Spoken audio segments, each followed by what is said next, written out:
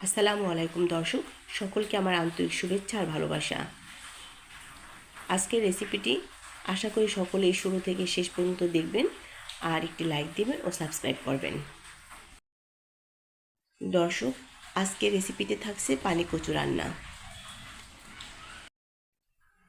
পানি কচুর এই রেসিপিটি আমার নিজেরও অনেক বেশি পছন্দ, আশা করি আপনাদেরও ভালো লাগবে। নিয়ে নিয়েছি একটি পানি কচু, আর কচুটা ঠিক এরকম গোটা গোটা করে কেটে ধুয়ে নিয়েছি। কড়াইতে দিয়ে পরিমাণ মতো লবণ আর কয়েকটা কাঁচামরিচ ফালি দিয়ে চুলাটা জ্বালিয়ে দিলাম। 2 মিনিট পর ঢাকনাটা তুলে নিয়ে একটু নেড়ে দেব। কচু ভালোভাবে সিদ্ধ করার জন্য ঢাকনা দিয়ে রান্না করতে হবে।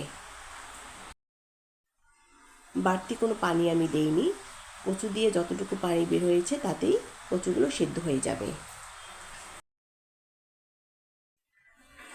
কচুর এই রান্নাটা ব্যক্তিগতভাবে আমার কাছে যথেষ্ট মজার।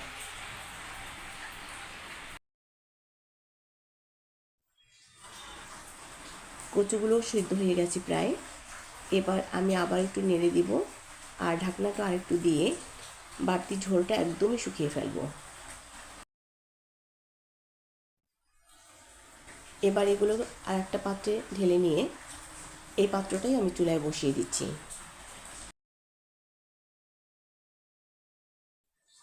কড়াইতে তেল দিয়ে নিচ্ছি 3 টেবিল চামচ।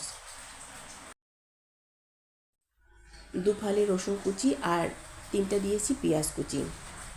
এবার এগুলোকে একটু ভেজে নেব হালকা বাদামি কালার করে।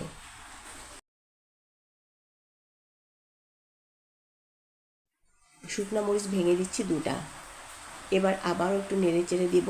একদম ভালোভাবে বাদামি কালার করার পরে তার ভিতরে দিয়ে দিচ্ছি আগে থেকে সিদ্ধ করে রাখা কচু।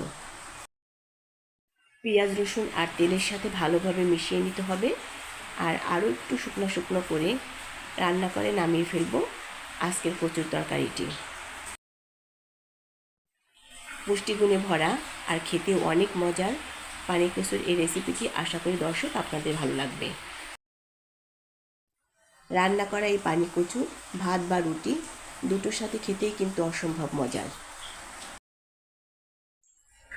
একটি লাইক দিয়ে আর তার সাথে সাথে সাবস্ক্রাইব করে আমার চ্যানেলটির সাথে থাকবে সেই প্রত্যাশায় আজকের মতো বিদায় নিচ্ছি। দেখা হবে নতুন পর্বে নতুন কোনো রেসিপিতে। আল্লাহ হাফেজ।